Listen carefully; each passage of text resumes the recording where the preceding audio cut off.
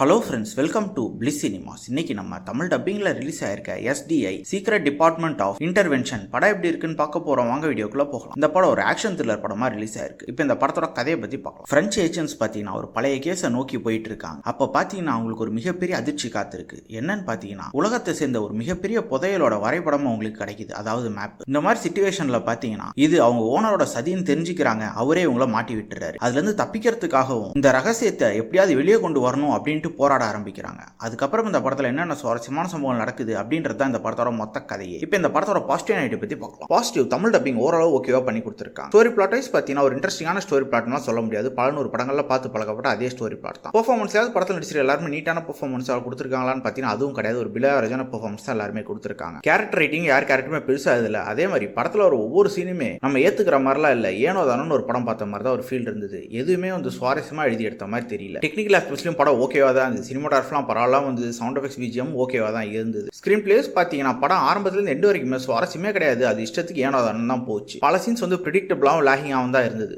ஓவராலாக பார்த்தீங்கன்னா இது ஒரு பிலோ ஆவரேஜான படம் தான். வேணும்னா ட்ரை பண்ணி பாருங்க. இன்னொரு வீடியோவில் சந்திக்கலாம். தேங்க்யூ.